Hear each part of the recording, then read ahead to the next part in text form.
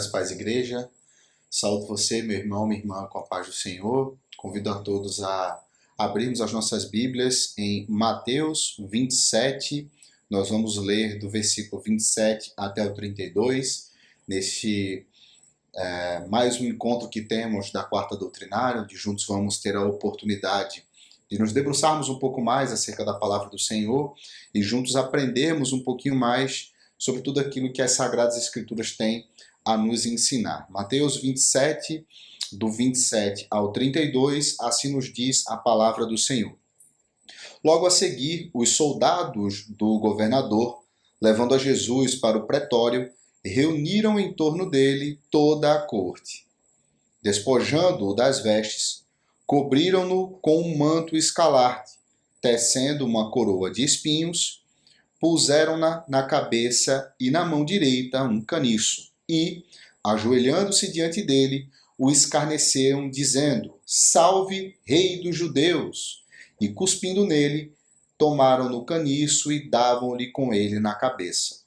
Depois de o terem escarnecido, despiram-lhe o manto e o vestiram com suas próprias vestes. Em seguida, o levaram para ser crucificado. Ao saírem, encontraram um cirineu chamado Simão, a quem obrigaram a carregar-lhe a cruz. Vamos ler até aqui, irmãos. E vamos, antes de iniciar a explanação da palavra, eu convido a todos em casa a orar junto comigo. Pai, nós te agradecemos. Muito obrigado, Senhor, por mais uma oportunidade de nos reunirmos ao redor da tua palavra. Obrigado, Senhor, por nos ensinar cada quarta-feira tudo o que tu tens a falar conosco.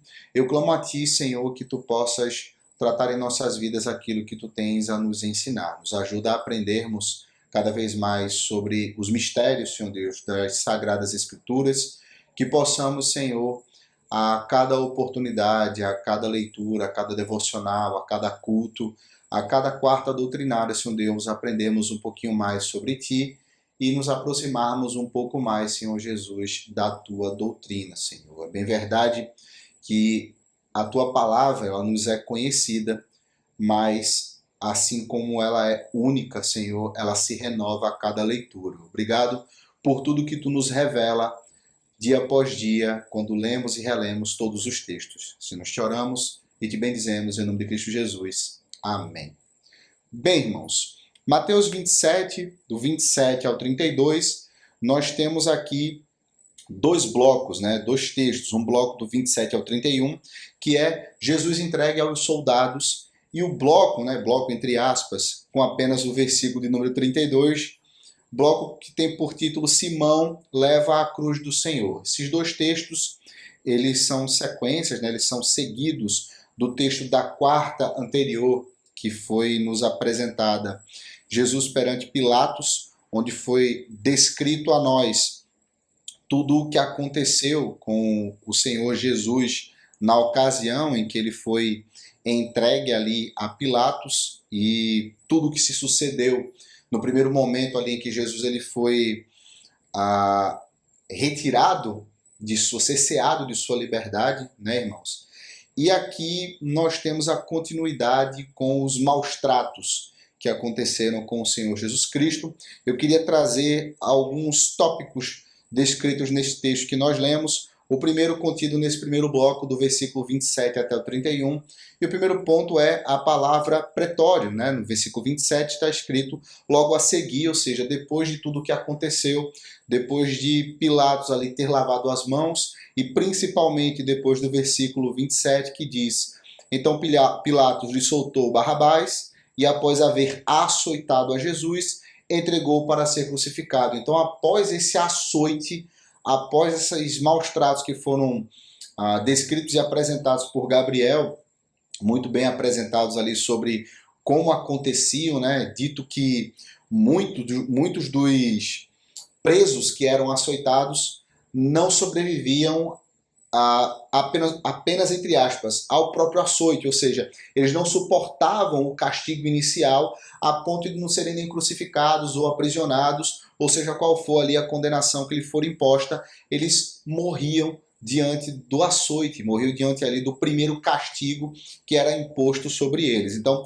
Jesus ele fora açoitado, severamente açoitado, irmãos, e logo após, logo a seguir, os soldados do governador levaram Jesus para o pretório. O pretório, ele era um salão grande, A princípio aqui era um palácio que foi construído aqui por Herodes. Então, era um local utilizado ali para situações como essas e outras situações que envolviam a reunião da corte. Mas como Jesus ele não era um preso qualquer, não era um reles preso, ou entre aspas, ladrão de galinhas, com ele se sucedia coisas um pouco piores e mais vexatórias. Então, ele fora colocado no meio da corte, dentro do pretório, para ser escarnecido, irmãos. E como se sucedeu esse escárnio, essa chacota, essa zombaria diante de Jesus? Eles pegaram Cristo, e o texto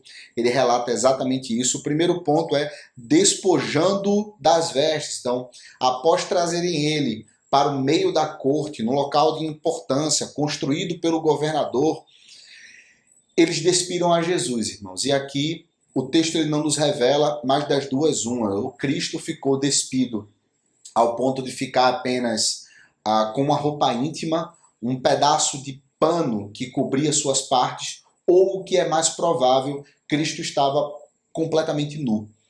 Fora colocado completamente nu diante ali da corte, e nós sabemos que para a sociedade da época, por uma situação já atual, já seria muito vergonhoso, que dirá para a época que isso acontecer, irmãos, uma pessoa ser colocada totalmente despida diante de outras. Então, é algo que por si só já era vexaminoso demais, mas precisamos sempre lembrar que Cristo já tinha passado por grandes açoites. O corpo do nosso Senhor Jesus Cristo já estava dilacerado, já estava ali cheio de vergalhões e cicatrizes, provavelmente coberto por muito sangue. Então, a visão de um homem nu já é uma situação que por si só seria vexatória.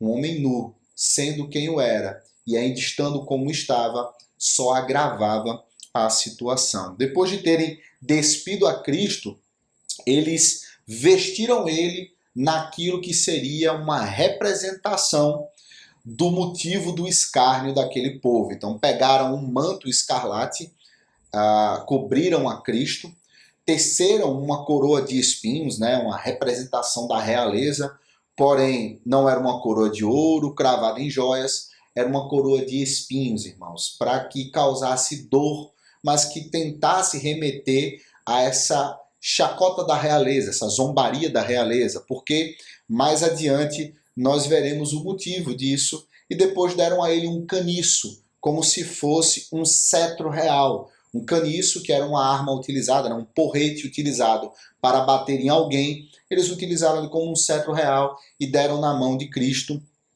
e depois disso eles escarneciam a ele, como se já não fosse bastante a agressão do açoite, o despirem a Cristo, vestiram ele naquilo que seria uma representação de um rei e começavam a se ajoelhar diante dele, gritando: salve o rei dos judeus. Então, eles vestiram a Cristo dessa forma para ridicularizarem a Cristo, porque esse era o motivo que eles utilizaram para prender a Jesus. Estava sendo acusado de se autodeclarar o rei dos judeus, de se autodeclarar o Messias, de se autodeclarar o Filho de Deus. Então,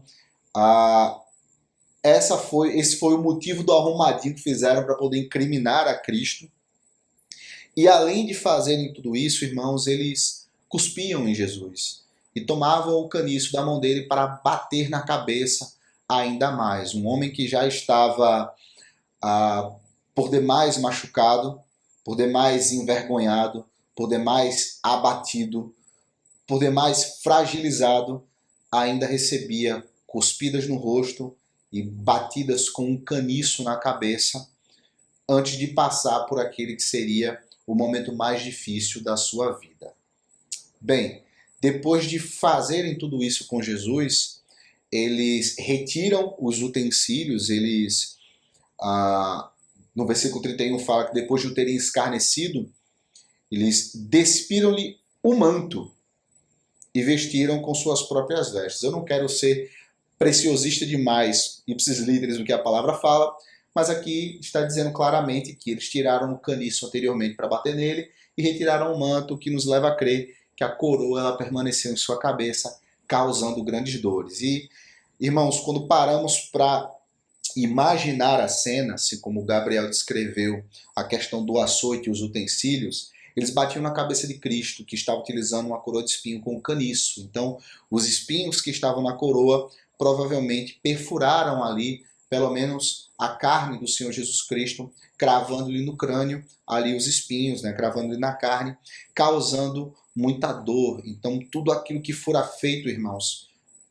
contra o nosso Senhor Jesus, fora torturoso demais. Então, era algo que foi muito mais pesado do que normalmente era feito com outras pessoas. Então, tamanho era o ódio dessas pessoas, tamanho era a raiva que elas tinham de Jesus. É algo, de fato, muito triste. A gente lê o texto, a gente já se sensibiliza, mas parar para pensar um pouco nesses detalhes e como a coisa acontecia, eu não sei se a vocês acontece, mas a mim muito, eu tento imaginar o cenário, as pessoas observando isso, o rosto das pessoas, o rosto dos soldados, o que é que aconteceram naquele local, e há muito, me dói imaginar essa situação, porque sabemos, irmãos, o que a palavra nos diz, sabemos o motivo de todas essas coisas, mas é impossível não gerar em nós um sentimento muito grande de tristeza em pensar que o nosso Senhor Jesus Cristo, o único justo que passou pela face da terra, um homem inocente e bondoso, teve que se passar por essas situações. Mas um misto de grande tristeza, irmãos, mas também de grande alegria e de grande amor, né? O sentimento que tem no meu coração quando eu penso que ele fez isso por mim, por amor de mim e por amor de ti. Enfim, irmãos, seguindo o texto, diz que depois de tirarem o manto, vestiram Jesus com suas próprias vestes, as vestes já ensanguentadas e surradas do açoite, e, em seguida, o levaram para ser crucificado. Bem, até aqui nós vemos que foi o açoite, o escárnio e agora o início da crucificação, mas nesse meio termo nós temos o versículo de número 32, que é Simão leva a cruz do Senhor, que também nos traz duas informações. A primeira delas é que, ao saírem, encontraram um sirineu. E aqui, irmãos, eu pesquisando, o sirineu não é o sobrenome de Simão, não é a função que ele exercia, não é um cargo público ou alguém que tinha algum tipo de habilidade. Na verdade, era o local de que ele era oriundo, né? A Cireneia, né? O Cirineu, ele vem da Cireneia. Cirene, que era uma colônia grega, ela ficava no norte da África, onde é sitiada hoje, onde é localizada hoje o Líbano. Então, basicamente, o Cirineu é porque ele veio de Cirene, ele veio dessa localidade. Então, ele estava passando, né? E os guardas ali chamaram a Simão, e aí é a segunda curiosidade desse texto, né? Esse nome icônico, e obrigaram ele a carregar a cruz de Jesus. Por que eu digo que Simão? Porque Simão, o mais conhecido dos Simão que nós temos na Bíblia é Pedro, Cefas. E Pedro, ele, poucos versículos atrás, né, alguns capítulos atrás, ele nega a Jesus, né? Antes ele tinha dito que iria com Cristo até o fim, nem que para isso ele tivesse que passar pela morte. E no final do capítulo 26, ele nega a Jesus por várias vezes e ele foge. Né? Por 3 vezes ele nega a Cristo, ele foge muito envergonhado. E um pouco depois disso, um outro Simão, alguém que não caminhava com os discípulos, alguém que não estava com Cristo, ele é ali o responsável, né, para carregar a cruz de Cristo. E por que isso aconteceu, irmãos? Certamente Jesus ele já não tinha condições de fazer mais nada, irmãos, pelo castigo que tinha passado e pelas condições físicas em que estava, irmãos. Então Cristo ele não tinha a capacidade de carregar a própria cruz. Isso aí também fazia parte do castigo que um condenado passava. Ele era açoitado, ele ali era passava por uma tortura e ainda tinha que carregar uma cruz pesadíssima, de madeira maciça, até o local da sua crucificação. Nesse caso aqui, o Gólgota, que era o local da crucificação de Jesus. Então, Cristo, por ter passado por uma mão por demais pesada, talvez mais pesada do que outros que passaram por esse castigo, ele não tinha condições, não tinha forças físicas de carregar a sua cruz. Então, os guardas, vendo aquilo, talvez tenham pensado, bom, a gente não vai sair daqui se a gente não resolver isso. E os guardas, eles tinham a autorização para resolver essa situação caso acontecesse, porque no final das contas a condenação era a morte por cruz. Então, o que se sucedia, né, na verdade, o que antecedia ali a crucificação era o que poderia ser ajustado. A pena final, a pena de morte, era a crucificação. Então, caso o condenado não conseguisse carregar a cruz, caso o condenado ele durante o açoite ele passasse mal, caso o condenado tivesse alguma coisa, os guardas eles tinham ali a liberdade de ajustar o castigo inicial para que não tivesse um problema na crucificação. Porém, situações aconteciam no meio do caminho. Então, pessoas morriam de exaustão, morriam pelas agressões. E neste caso aqui, Cristo, ele não tinha falecido, mesmo tendo passado por uma mão mais pesada. E por que Cristo, ele não faleceu, irmãos, antes da crucificação? Ora, nós sabemos que as coisas precisavam ser como foram. O Cristo, o Messias, ele precisava ser pregado, ele precisava ser pendurado no madeiro. Ele precisava passar pelo que passou. E aqui, irmãos, nós finalizamos o texto, nós finalizamos as curiosidades acerca desse texto de Mateus 27, do 27 ao 32, mas eu tenho o último texto que eu queria convidar a igreja a abrir, que é Isaías 3. Nós vamos ler do 3 ao 5, e aqui nós temos a lição principal, digamos assim. Nós temos a mensagem principal desse texto que nós lemos, que é: não houve desculpa para o cumprimento da missão de Jesus. Cristo, ele não tinha mais forças. Cristo, ele não tinha mais a capacidade de carregar a cruz. Cristo, ele não tinha mais condições de fazer nada, irmãos, além de surrado, além de cansado. Cristo, neste momento, ele poderia ter sentado no chão e ter desistido, e talvez ter passado por mais uma ou duas agressões que tivesse feito com que ele desfalecesse, tivesse entregue ali tudo, mas ele sabia que precisava passar pelo que passou, irmãos. Isaías 53, 3 até o 5 diz assim: era desprezado e o mais rejeitado entre os homens, homem de dores e que sabe o que é padecer. Como um de quem os homens escondem o rosto, era desprezado e dele não fizemos caso. Então Cristo, ele passou por vários locais diante desse martírio, né? Ele fora escolhido para ser condenado no lugar de um ladrão, no lugar de um homicida, no lugar de uma pessoa que certamente, irmãos, merecia a prisão ou algo parecido com o que Cristo passou, que era Barrabás. Mas as pessoas não fizeram caso dele. Fora colocado no pretório, diante da corte, diante de pessoas ali importantes, e nenhuma dessas pessoas fez caso de Jesus ou o acudiu. Fora escarnecido, tirado diante dessas pessoas e colocado na rua para carregar uma cruz pesadíssima. E se não fossem os próprios guardas a chamar o Simão para carregar a cruz dele, ninguém ali teria se compadecido, irmãos. Então, o profeta Isaías, ele traz o texto falando sobre isso. Ele foi desprezado, ninguém fez caso de Jesus. Ninguém o acudiu, ninguém o socorreu, ninguém fez nada por ele. Segue o texto no versículo 4 dizendo: certamente ele tomou sobre si as nossas enfermidades e as nossas dores levou sobre si. E nós o reputávamos por aflito, ferido de Deus e oprimido. A gente achava, irmãos, as pessoas da época, que Cristo ele era um ferido de Deus, alguém que o Senhor tenha permitido que certas coisas acontecessem, porque sim, era uma pessoa oprimida, era uma pessoa que passava por grande sofrimento, era mais um a quem se comparava a muitos outros que também passavam por coisas.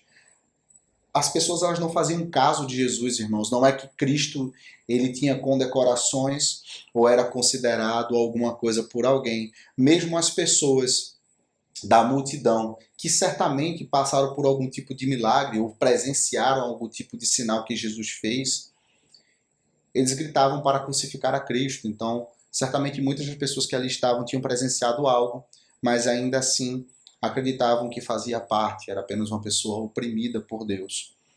E por fim, o versículo 5 diz assim: Mas ele foi traspassado pelas nossas transgressões e moído pelas nossas iniquidades. O castigo que nos traz a paz estava sobre ele, e pelas suas pisaduras nós fomos sarados. Bem, irmãos, como eu falei, não houve desculpa para o cumprimento da missão.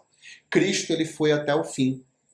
E para chegar até a crucificação, que veremos alguns textos à frente, Cristo teve que passar por tudo isso. E não desistiu, irmãos. Não desistiu quando fora preso, não desistiu quando colocaram ele de um lado para o outro para decidir o que seria feito com ele, não desistiu diante de Pilatos, não desistiu diante da multidão, não desistiu diante do açoite, não desistiu diante da humilhação, não desistiu diante do escárnio e não desistiu diante da fraqueza, quando não pôde carregar nem a sua própria cruz.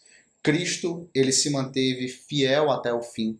Ele permaneceu fiel até o fim à sua missão. Quanto a nós, irmãos, precisamos também, assim como Cristo, permanecer fiéis até o fim, diante das lutas, diante das dores, diante das aflições, diante das incertezas, diante dos escárnios, diante das humilhações, diante, irmãos, de muitas coisas que nos acontecem na vida, diante de muitas coisas que precisamos passar, coisas que nós buscamos, coisas que somos inseridos, permissões do Senhor, situações, irmãos, difíceis que somos colocados, situações que parecem fáceis, coisas que parecem virtuosas e com o passar do tempo se mostram pedras de tropeço. Mesmo atentos, mesmo vigilantes, muitas vezes passamos por situações como essa. E não podemos utilizar essas situações como desculpa, irmãos, para que não venhamos a cumprir a nossa obrigação. Precisamos permanecer firmes e fiéis, assim como Cristo permaneceu firme e fiel diante de humilhação, dor e cansaço físico. Não se entregou e não desistiu daquilo que precisava fazer. Permaneçamos fiéis, irmãos, permaneçamos firmes na palavra para cumprirmos tudo aquilo que o nosso Senhor Jesus Cristo ordenou que fizéssemos. Pregar a palavra, o ide do Senhor. É muito importante, irmãos, que tenhamos o Evangelho na ponta da língua e que possamos propagar a palavra do Senhor onde quer que nós estejamos. Amém? Vamos orar mais uma vez para podermos encerrar mais uma quarta doutrinária. Pai, nós te glorificamos, Senhor. Muito obrigado. Obrigado, Senhor, pela explanação da tua palavra. Obrigado, Senhor Jesus, pela tua renúncia, pela tua entrega. Obrigado, Senhor, por não desistir.